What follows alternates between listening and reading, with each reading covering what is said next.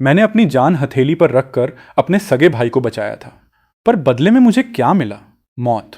जी हाँ, पिछले जन्म में जब भयानक बारिश वाली प्रलय आई थी, तब मैंने अपने भाई ये हूं को बचाने के लिए अपना सब कुछ दांव पर लगा दिया था। लेकिन उस गद्दार ने सिर्फ इसलिए मेरी जान ले ली क्योंकि मैंने उसकी उस लालची प्रेमिका गू छिंगहान और उसके परिवार को बचाने से मना कर दिया था। पर कहते हैं ना, किस्मत हर किसी को दूसरा मौका नहीं देती, लेकिन मुझे मिला। जब मेरी आंखें दोबारा खुलीं तो मैंने खुद को उसी दिन में पाया जब हमें अपने सिस्टम चुनने थे। हमारे सामने दो सिस्टम हवा में तैर रहे थे। एक था किसी भी चीज को 100 गुना बड़ा करने वाला सिस्टम, और दूसरा था चीजों को 100 गुना छोटा करने वाला सिस्टम। इससे पहले कि मैं कुछ समझ पाता, मेरे भाई ये हूं ने तेजी से आगे बढ़कर बड़ा करने वाला सिस्टम झपट लिया। उसकी आंखों में एक अजीब सी चमक और लालच था। मुझे तुरंत समझ आ गया कि मेरी तरह वो भी पिछले जन्म से वापस लौट आया है। मैंने मन ही मन एक ठंडी मुस्कान के साथ सोचा, बेटा, तुझे लगता है कि तूने बहुत बड़ा तीर मार लिया है?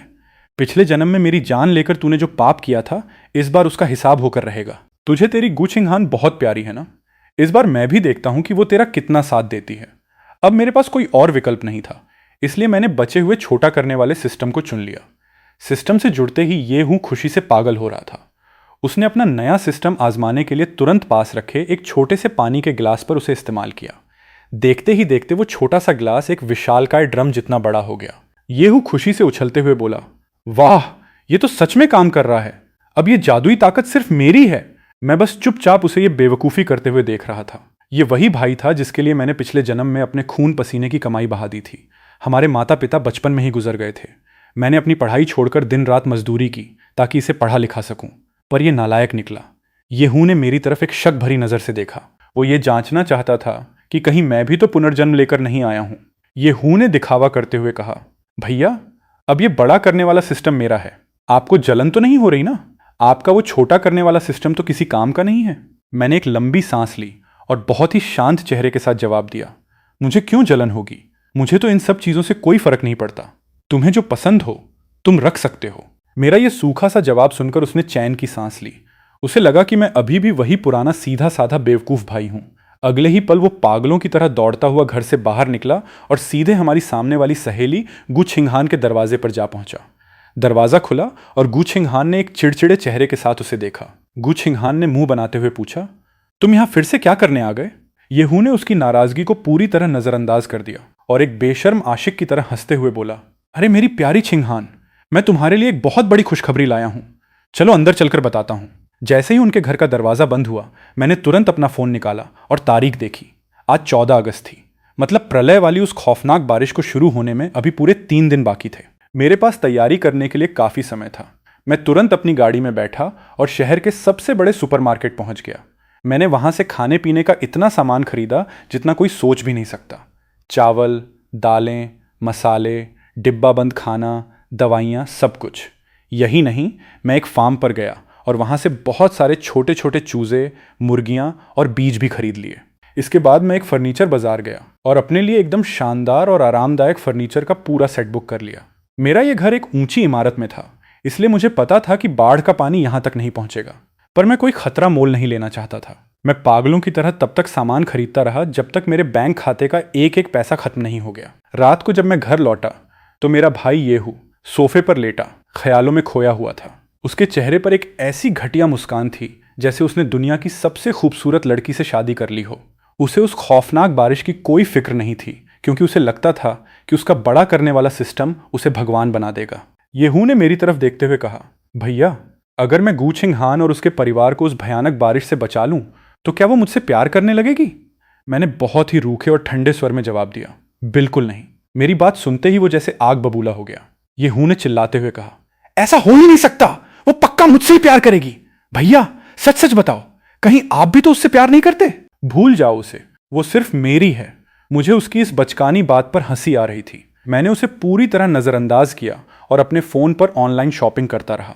तभी येहू अपनी मीठी आवाज़ बनाते हुए बोला, भैया, आपके पास कुछ पैसे बचे हैं क्या? मुझे कुछ 1000 रुपये दे दो, मुझे खाने का थोड़ा सामान लाना है।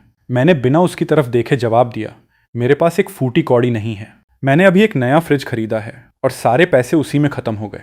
ये सुनते ही वो बुरी तरह भड़क गया।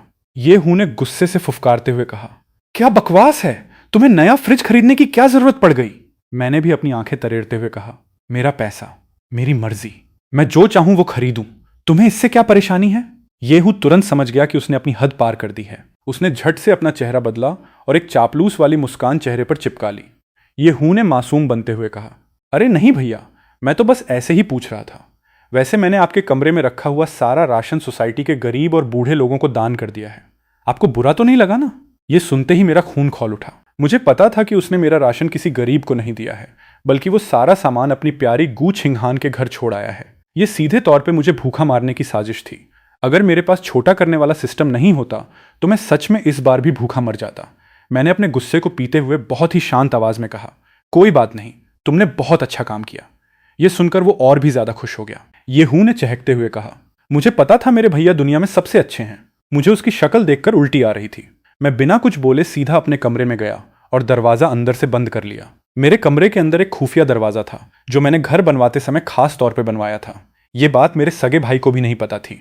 वो कमरा आकार में एक बाथरूम जितना ही था, लेकिन मेरे लिए वो एक पूरी की पूरी नई दुनिया बनने वाला था। अगले दिन मैं शहर से दूर एक पुराने गांव में गया। वहां मेरा एक पुराना पुश्तैनी मकान था जिसके चारों तरफ बहुत सारी खाली जमीन थी। वहां कोई आता जाता नहीं था।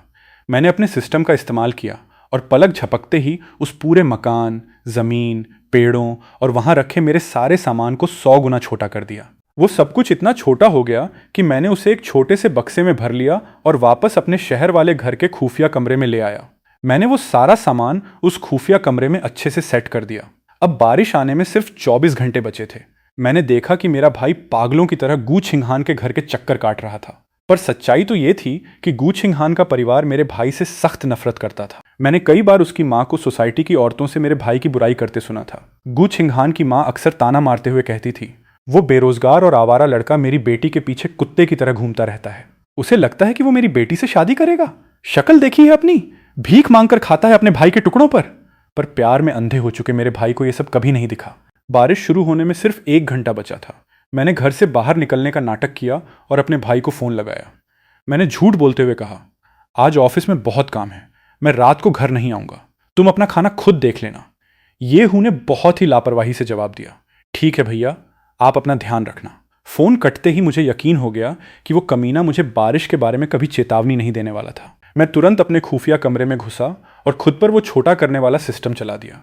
अचानक से पूरी दुनिया घूमने लगी। मेरा सिर चकराने लगा और जब मेरी आंखें खुली तो मेरे होश उड़ गए।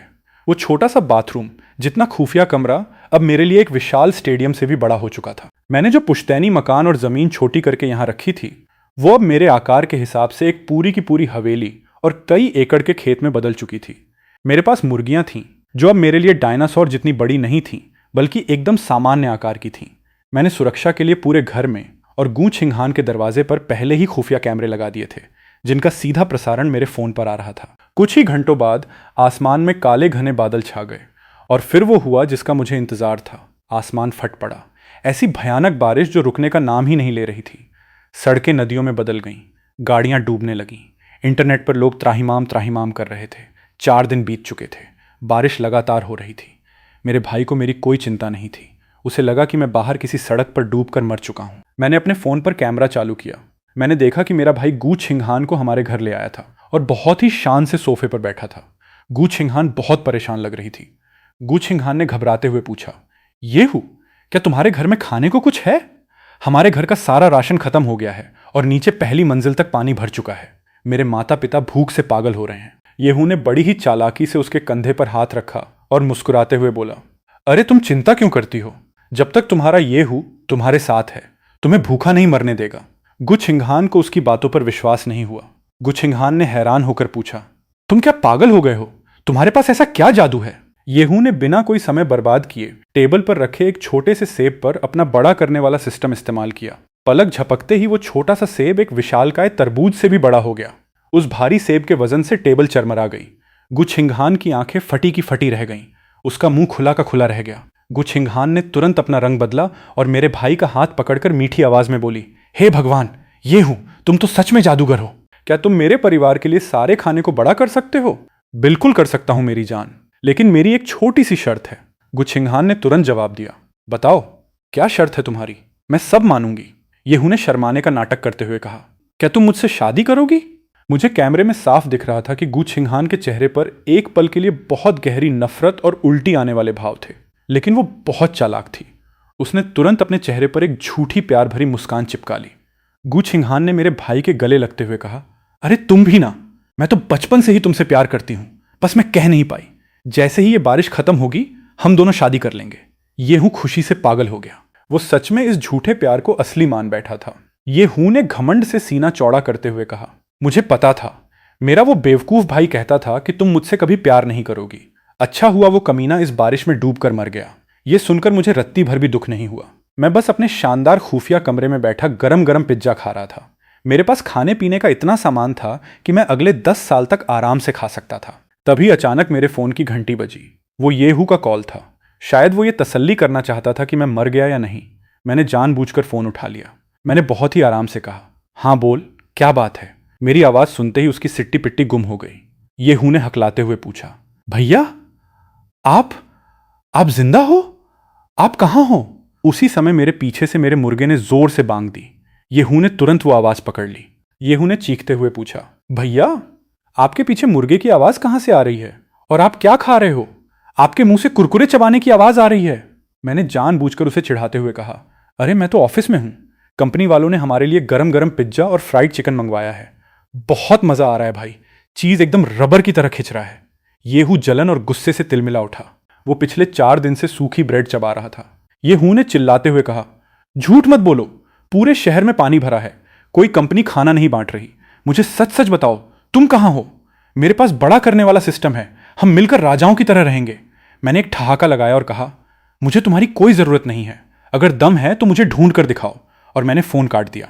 कैमरे में मैंने देखा कि उसने गुस्से में मेरा पूरा कमरा तहस नहस कर दिया। उसने मेरा टीवी तोड़ दिया, बिस्तर फाड़ दिया, पर उसे मेरा खुफिया कमरा कभी नहीं मिला। कुछ ही दिनों में पूरी सोसाइटी में यह बात फैल गई कि मेरे भाई के पास खाने को बड़ा करने की जादुई ताकत है। लोग अपना बचा खुचा खाना लेकर उसके पास आने लगे। लेकिन गू छिंगहान का परिवार बहुत हरामी था। उन्होंने मेरे भाई को अपना गुलाम बना लिया था। जब भी कोई मदद मांगने आता, गू छिंगहान की मां सीना तानकर दरवाजे पर खड़ी हो जाती। गू छिंगहान की मां चिल्लाकर कहती, खबरदार, जो किसी ने मेरे दामाद को मुफ्त में काम करने को कहा, अगर खाना बड़ा करवाना है तो हर बार के 2000 रुपए देने होंगे। लोग मजबूरी में पैसे देने लगे। गू छिंगहान का परिवार नोटों की गड्डियों पर सो रहा था, जबकि मेरा बेवकूफ भाई दिन रात गधों की तरह उनके लिए मेहनत कर रहा था। लेकिन वो एक बहुत बड़ी बात भूल गए थे। बड़ा करने वाला सिस्टम सिर्फ उसी चीज को बड़ा कर सकता था जो पहले से मौजूद हो, और सिस्टम एक चीज पर सिर्फ एक ही बार काम कर सकता था। मतलब आप एक सेब को बड़ा तो कर सकते हो, लेकिन उस बड़े सेब के टुकड़ों को दोबारा बड़ा नहीं कर सकते। 3 साल बीत गए। बारिश अभी भी हो रही थी। पूरे शहर का खाना लगभग खत्म हो चुका था। अब लोगों के पास मेरे भाई के पास लाने के लिए कोई मूल खाना बचा ही नहीं था। सिस्टम अब पूरी तरह से बेकार हो चुका था। सोसाइटी में दंगे भड़कने लगे। लोग खाने के लिए एक दूसरे का खून पीने को तैयार थे। और दूसरी तरफ गू छिंगहान के परिवार ने जब देखा कि मेरा भाई अब किसी काम का नहीं रहा और उनके लिए पैसे नहीं कमा सकता, तो उन्होंने अपना असली रंग दिखा दिया। गू छिंगहान ने बहुत ही बेदर्दी से मेरे भाई को धक्का देते हुए कहा, निकल जा मेरे घर से, तू एक नंबर का लूजर है। मैं तुझ जैसे भिखारी से कभी प्यार नहीं कर सकती। येहू घुटनों के बल गिरकर रोने लगा। येहू ने गिड़गिड़ाते हुए कहा, छिंगहान, ऐसा मत करो, मैंने तुम्हारे लिए क्या कुछ नहीं किया। तुम्हारे पूरे परिवार को 3 साल तक मैंने पाला है। तभी गू छिंगहान के बाप ने मेरे भाई के मुंह पर एक जोरदार लात मारी। गू छिंगहान के बाप ने गालियां देते हुए कहा, हरामखोर, हमारे ही घर का राशन खाकर पल रहा है और हम पर ही एहसान जता रहा है। निकल यहां से, वरना यही काटकर फेंक दूंगा। उन्होंने मेरे भाई को धक्के मारकर घर से बाहर निकाल दिया और दरवाजा मुंह पर बंद कर दिया। मेरा भाई पूरी तरह से टूट चुका था। वो 2 दिन तक उनके दरवाजे पर कुत्ते की तरह पड़ा रहा। भूख से उसकी हालत खराब हो रही थी। हार कर उसने मुझे फिर से फोन लगाया। येहू ने रोते हुए कहा, भैया मुझे बचा लो, छिंगहान ने मुझे धोखा दिया है। उन्होंने मुझे घर से निकाल दिया। मैं भूख से मर जाऊंगा भैया, प्लीज मुझे अपने पास बुला लो। मैंने बहुत ही शांति से जवाब दिया, तुम्हारा कोई भाई नहीं है। पिछले जन्म में जब तुमने मुझे छत से धक्का दिया था, तब तुम्हें याद नहीं आया कि मैं तुम्हारा भाई था? तुम इसी लायक हो। येहू को जोर का झटका लगा। येहू ने कांपती हुई आवाज में पूछा, क्या? इसका मतलब आपको सब याद है? आप भी पुनर्जन्म लेकर आए हो? मैंने कहा, हाँ मेरे प्यारे भाई, और अब तुम वहां बैठकर अपनी मौत का इंतजार करो। मैंने फोन हमेशा के लिए बंद कर दिया। कैमरे में मैंने देखा कि वो पागलों की तरह बाल नोच रहा था। कुछ दिन बाद सोसाइटी के कुछ गुंडों ने गू छिंगहान के घर पर हमला कर दिया। भूख ने इंसानों को हैवान बना दिया था। गुंडों ने कुल्हाड़ियों से गू छिंगहान के घर का दरवाज़ा तोड़ दिया। गू छिंगहान और उसके माता पिता चीखते रहे, लेकिन गुंडों ने उन्हें बेरहमी से पीटा और घर का सारा बचा खुचा सामान लूट लिया। पूरे परिवार की बुरी तरह से मौत हो गई। और मेरा भाई, वो गुछिंगहान के दरवाजे के बाहर ही भूख और ठंड से तड़प तड़प कर अपनी जान दे चुका था। उसकी लाश वहां सड़ रही थी। 5 साल का लंबा समय बीत चुका था और फिर एक सुबह वो हुआ जिसका मुझे बेसब्री से इंतजार था। बादल छंटने लगे, बारिश पूरी तरह से रुक गई। सूरज की सुनहरी किरणें खिड़की से मेरे कमरे में आ रही थीं। अचानक मेरे शरीर में एक तेज कंपन हुआ। सिस्टम का असर खत्म हो रहा था। देखते ही देखते मेरा शरीर अपने असली आकार में वापस आ गया। मैं खड़ा हुआ और खिड़की से बाहर देखा। पूरी दुनिया तबाह हो चुकी थी, लेकिन मैं जिंदा था। मैंने लंबी गहरी सांस ली और अपने चेहरे पर एक सुकून भरी मुस्कान के साथ कहा, मैंने कर दिखाया।